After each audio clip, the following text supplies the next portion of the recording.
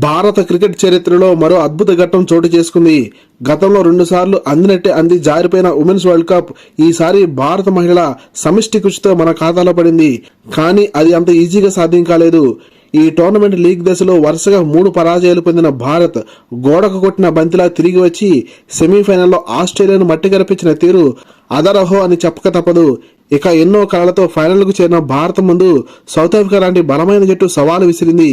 ఈ మ్యాచ్ లో ఒకరి గురించే చెప్పడానికి వీలు లేకుండా మూకుముడిగా భారత జట్టు చేయి కలిపి అనుకున్న స్వప్నం సాకారం చేసుకుంది. మ్యాచ్ వివరాల్లోకి వెళ్తే టాస్ గెలిచిన సౌత్ ఆఫ్రికా జట్టు మొదట బౌలింగ్ తీసుకుంది.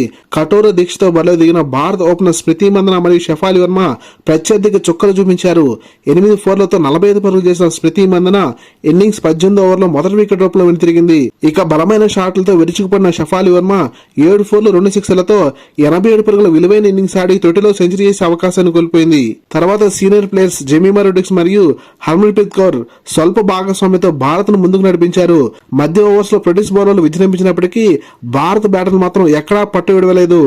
ఆల్రౌండర్ దీప్తి శర్మ ప్రత్యర్థి బౌలర్స్ తో జాగ్రత్త వ్యవహరిస్తూ ఒక్కో పరుగు జోడిస్తూ క్రీజ్ లో పాతుకుపోయింది.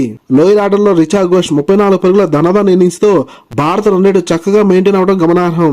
58 బంతుల్లో 3 4లు 1 6తో 58 పరుగుల మాస్టర్ క్లాస్ బ్యాటింగ్ చేసిన దీప్తి శర్మ చివర్లో రన్అట్ గా వెనుతిరిగింది. 20 నుంచి 30 పరుగులు తక్కువ అయినప్పటికీ భారత జట్టు 50 ఓవర్లలో 7 వికెట్ల నష్టానికి 298 పరుగుల మంచి స్కోర్ సాధించగలిగింది. ప్రొటీస్ బౌలర్ కాకా 3 వికెట్లు ఇచ్చి రాణించింది.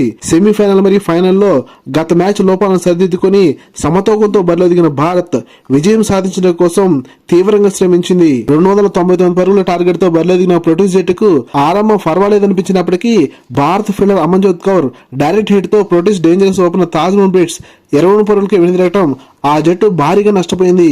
ఉత్కంఠభరితంగా సాగుతున్న ఈ మ్యాచ్ లో spinner Shree Charani first down batter Bosch ను ఎల్బిడబ్ల్యూ వెనక్కి పంపి ప్రత్యర్థి శిబిరంలో ప్రకంపనం సృష్టించింది. ఇండియన్ కెప్టెన్ హర్మన్ప్రీత్ కౌర్ అత్యంత తెలివిగా వ్యవహరిస్తూ పార్ట్ టైం స్పిన్నర్ షఫాలి వర్మకు బంతిని అందించడం, షఫాలి చకచక 2 వికెట్లు పడగొట్టడంతో ప్రత్యర్థి బిత్తరపోయింది. ఒక పక్క ప్రొటీస్ కెప్టెన్ లారా ఒంటరి పోరాటం చేస్తుంటే మరో పక్క భారత allrounder Deepti Sharma length variations తో ప్రొటీస్ లోయర్ ఆర్డర్ ను తుత్తినీలు చేసింది. 98 బంతుల్లో 101 పరుగుల సూపర్ సెంచరీ చేసిన ప్రొటీస్ ఓపెనర్ లారా కూడా దీప్తి శర్మ బుట్టలో పడిపోయింది.